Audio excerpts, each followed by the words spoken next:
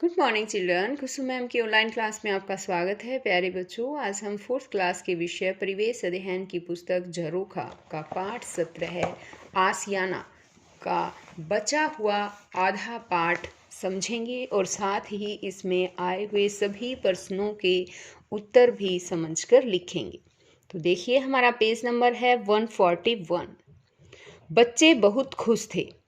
रानी तो चिड़िया के पंखों की तरह हाथ फैलाकर उछलती कूदती जा रही थी। अब रजनी बोलती है, सुनो तो, यह कुटकुट की आवाज कहाँ से आ रही है? गाइड कहता है, लगता है कठफोड़वा अपनी मजबूत चोंच से पेड़ के तने को खोदकर कोटर बना रहा है। यही उसका घर होता है। ये देखो बच्चों, तस्वीर को ध्यान से देखिए। ये है कठफोड़वा और ये देखो कैसे बना रहा है, पेड़ के तने को खोदकर अपनी कोटर बना रहा है ना। एक विचित्र घोंसला। अब एक और विचित्र घोंसले के बारे में पढ़ते हैं। दर्जन चिड़िया जैसा नाम वैसा ही काम। तो ये देखो बच्चों, ये चिड़िया, इसका नाम है दर्जन चिड़िया। यह अपनी नुकीली चोंच से पत्तों को घास से सी लेती है। इसमें यह रुई, कपड़े की कतरने और कागज के टुकड़े रखकर इसे आरामदायक बनाती है। ये देखो पत्ते को किस तरह से इसने सील रखा है ना। पत्तों को घास से सी लेती है ये, और फिर आरामदायक अपना एक घोंसला बनाकर इसमें आराम से रहती है।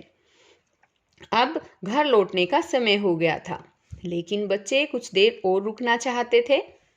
इसलिए अध्यापिका ने उन्हें आधे घंटे का समय और दे दिया। सब बच्चे बहुत खुश थे। रानी चहकती हुई सी घर पहुंची। उसने दिन भर की बातें अपनी माँ, भाई और दादी को बताई। घर तब और अब। शाम को रानी दादी के पास बैठकर टेलीविज़न देखने लगी। उस पर एक ऐतिहासिक नाटक दिखाया जा रहा था। अब रानी कहती है, वाह कितना सुंदर किला है, इसका दरवाज़ा भी बहुत बड़ा है, पर दादी इसमें मशालें क्यों जल रही हैं? दादी कहती है, बेटी पुराने समय में जब बिजली नहीं होती थी तो लोग रोशनी के लिए मसाल, लालटेन, दिया या डिबरी आदि चीज़ों का प्रयोग करते थे। अब आगे क्वेश्चन है, आपके क्वेश्चन आएंगे इसमें सोचो और लिखो में। आपको लिखने भी हैं ये। देखिए, बिजली ना होने पर तुम अपने घर में किन चीज़ों से रोशनी करते हो? तो बच्चों यहाँ पर आपको खुद लिखना है। जैसे मैंने लिख रखा है कि हम इन्वर्टर का यूज़ करते हैं, और कई लोग मोमबत्ती का यूज़ भी करते हैं। तो आपको बताना है, यहाँ पर लिखना है कि आप दिए का यूज़ करते हैं, इन्वर्टर, मोमबत्ती या किसी और साधन का यूज़ करते हैं। अब रानी कहती है, दादी क्या हमारा पुराना घर बहुत बड़ा था? उसकी दादी बताती है उसे, इस किले जितना बड़ा तो नहीं था, लेकिन हमारे घर का आंगन काफ़ी बड़ा था और उसमें तुलसी का पौधा लगा हुआ था। घर की दीवारें मोटी तथा मिट्टी और पत्थर की बनी हुई थी और छतें ऊंची और कड़ियों वाली थी।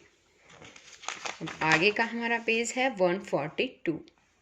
यहाँ देखिए, ये देखिए घर के बारे में इन्होंने अपना एक तस्वीर भी दी गई है। ये घर की तस्वीर देखिए, रानी के घर की। यहाँ पर जो है क्या है, तुलसी का पौधा भी है ना, जैसे भी बताया गया है। मोटी मोटी दीवारें बनी हुई थी। इस तरह से ये पुराने घर बनाते थे लोग। आगे है, चर्चा करो। तुम्हारे घर की छतें किन चीज़ों से बनी है? सीमेंट, बजरी, सरिया आदि। तो बच्चों आप भी बता देना। यहाँ पर लिखना है आपको कि आपके घर की छतें किस किस चीज़ों से बनी हुई है। अगर आपको ना पता हो तो आप अपने मम्मी पापा या दादा दादी से पूछ सकते हैं। आगे क्वेश्चन है, पुराने समय में घरों की दीवारें मोटी क्यों बनाई जाती थी? तो बच्चों ऐसा करने से कमरे गर्मियों में ठंडे रहते थे तथा सर्दियों में गर्म रहते थे। घर भी मजबूत बनता था। आ गया समझ में कि लोग इस तरह से मोटी दीवारें क्यों बनाते थे। अब आगे रानी बोलती है, दादी अपने घर के बारे में कुछ और बातें भी बताओ ना। उसकी दादी कहती है, हमारे घर के एक हिस्से में पशुओं को रखते थे जिसे बाड़ा कहा जाता था। बाड़ा, ठीक है, जहाँ पर पशुओं को रखते हैं बच्चों, उसको बाड़ा कहा जाता है। यहाँ पर देखो, ये है बाड़ा। इसमें पशु पक्षी हैं, नहीं सॉरी, ये पक्षी नहीं है, ये इसमें पशु बंधे हुए हैं, ठीक है। और साथ में घास काटने का भी है यहाँ पर, है ना। और इनके चारा खाने के लिए भी बना हुआ है। यहाँ पीछे देखिए, पानी पीने के लिए भी हौद बनी हुई है, ठीक है। अब इसमें क्वेश्चन बनता है कि तुम्हारे यहाँ पशुओं को रखने वाली जगह को किस नाम से पुकारा जाता है, किस नाम से जाना जाता है। तो बच्चों, हमारे यहाँ तो इसको बाड़ा ही कहा जाता है। अगर आपके यहाँ कोई और नाम है तो यहाँ पर आप ज़रूर लिखना। अब आगे है, बाड़े में पशुओं के लिए क्या क्या होता है। तो बाड़े में तो पशुओं के लिए खाने के लिए चारा, ये देखिए, है ना, और पीने के लिए पानी, और धूप भी उचित रूप से आनी चाहिए, इस तरह से ही होता है ये।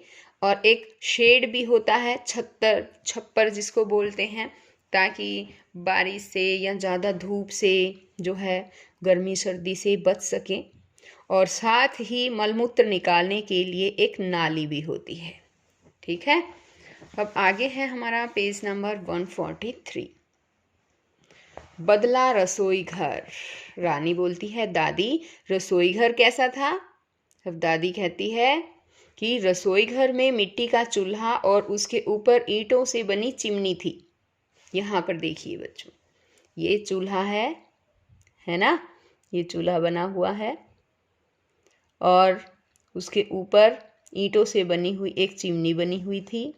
और तिबारी में ओखली, ये देखो, है ना, और चक्की भी थी। यहाँ पर देखो तस्वीर में चक्की है ना, और ये क्या है, ओखली भी है। और खाना जमीन पर बैठकर बनाया जाता था। यहाँ पर इस तरह से बैठकर बनाया जाता था और वहीं सारा परिवार मिलकर खाना खाता था। अब रानी बोलती है, अब तो अधिकतर रसोई घरों में गैस का चूल्हा है। देखिए बच्चों, अब की रसोई में और पहले वाली रसोई में कितना अंतर है ना। दोनों पिक्चर जो हैं, ये तो पहले वाली रसोई है और ये अब वाली रसोई है। दोनों में कितना अंतर है। आजकल रसोई घरों में गैस का चूल्हा है, खाना भी खड़े होकर बनाते हैं। कितना कुछ बदल गया है ना। अब आगे है, सोचो और लिखो। तुम्हारे घर में खाना किस प्रकार के चूल्हे पर बनाया जाता है। बच्चों, आपको बताना है यहाँ पर। अब मैंने तो अपने हिसाब से लिखा है कि हमारे घर में खाना गैस के चूल्हे पर बनाया जाता है। अगर आपके यहाँ दूसरे चूल्हे पर बनाया जाता है तो वो आप लिख सकते हैं। पता करो और लिखो, ओखली में कौन सी चीज़ें कूट सकते हैं। कौन कौन सी चीज़ें हैं। अनाज, मिर्च, गरम मसाले, है ना, ये ओखली में हम कूट सकते हैं। अब आगे है, चक्की में कौन सी चीज़ें पीसी जाती है। गेहूं, बाजरा, मक्का, मसाले, बहुत सारी चीज़ें होती है बच्चों, हम जिसे चक्की में पीस सकते हैं। अब है रानी। रानी बोलती है, घर के शौचालय के बारे में भी तो कुछ बताओ दादी। दादी बोलती है, उस समय शौचालय घर के पिछवाड़े में कच्ची ईंटों से बनाए जाते थे। पानी किसी बर्तन में भरकर रखते थे क्योंकि घरों में नल नहीं होते थे। सारा पानी खुली नालियों से होकर एक बड़े गड्ढे में जाता था। कुछ लोग खुले में भी शौच जाते थे। अब रानी बोलती है, अब तो हमारे घर का शौचालय बहुत अलग है। इसमें नल लगे हैं और नालियां जमीन के अंदर है।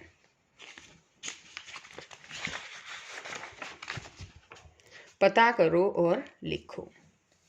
अपने बड़े बुजुर्गों से पता करो कि जब वे छोटे थे तब वे किस प्रकार के घरों में रहते थे।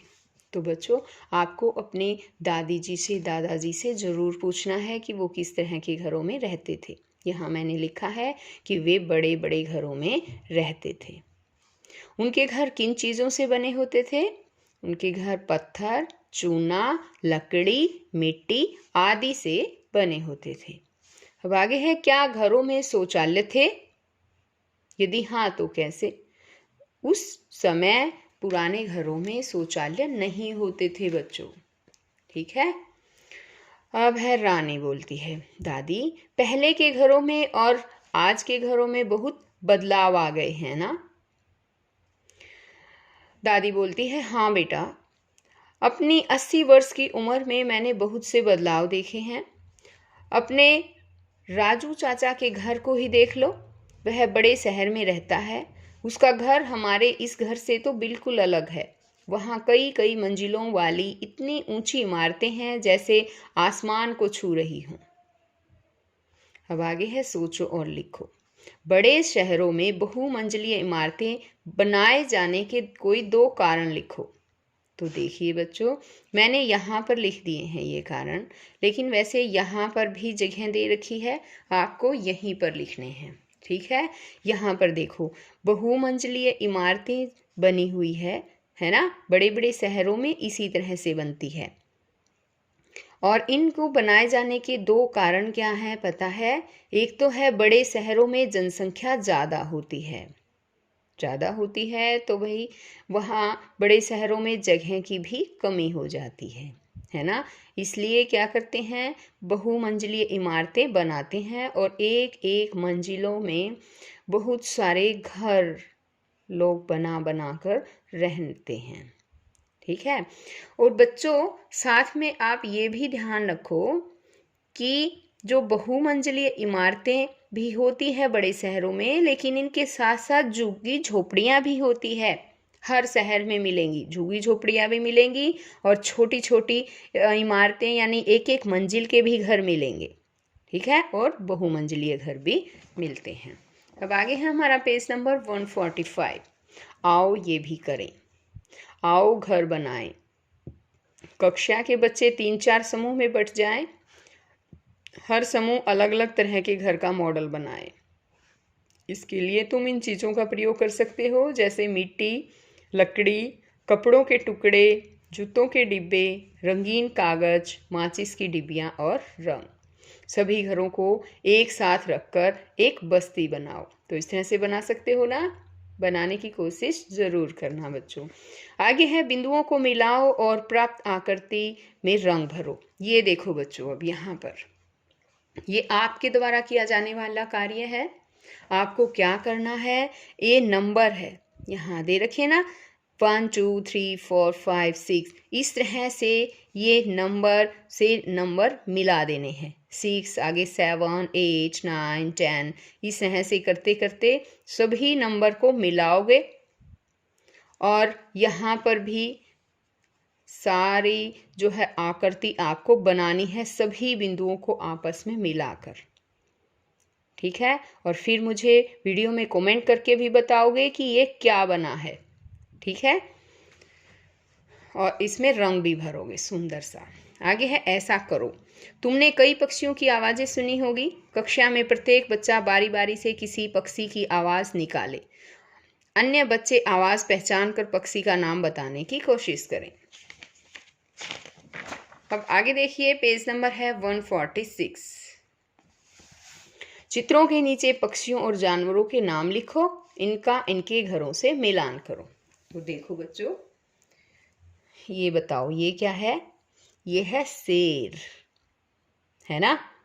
तो हमने लिख दिया यहाँ पर शेर। और शेर कहाँ रहता है बताओ? शेर तो गुफा में रहता है, तो इसको हम ऐसे मिला देते हैं। ये है कठफोड़वा। क्या करता है ये? तने को काट काट कर बनाता है ना, कठफोड़वा। तो हम इसको इससे मिलान कर देंगे। यह है बया। बया का घोंसला कैसा होता है? बीन के जैसा, ये देखो। तो ये है बया का घोंसला। ठीक है। और ये है चिड़िया। चिड़िया कहाँ रहती है बताओ? चिड़िया जो है वो पेड़ की टहनी पर रहती है। और ये है सांप। सांप कहाँ रहता है? सांप बिल में रहता है, तो हम इसको, ये है बिल। ठीक है। तो इसको मिलान कर देते हैं। तो बच्चों, आज की वीडियो यहीं तक। और अगर आपको मेरी वीडियो अच्छी लगी हो तो प्लीज़ इसे लाइक ज़रूर कीजिएगा और शेयर भी करना। और अगर आपने मेरे चैनल ऑनलाइन स्टडी हब को अभी तक सब्सक्राइब नहीं किया है तो प्लीज़ मेरे चैनल को सब्सक्राइब करना और साथ में दिए गए बेल आइकन यानी कि घंटी को ज़रूर प्रेस करना बच्चों, ताकि मेरी आने वाली हर वीडियो आप तक सबसे पहले पहुंच सके। तो फिर मिलते हैं नेक्स्ट वीडियो में, तब तक के लिए बाय बच्चों।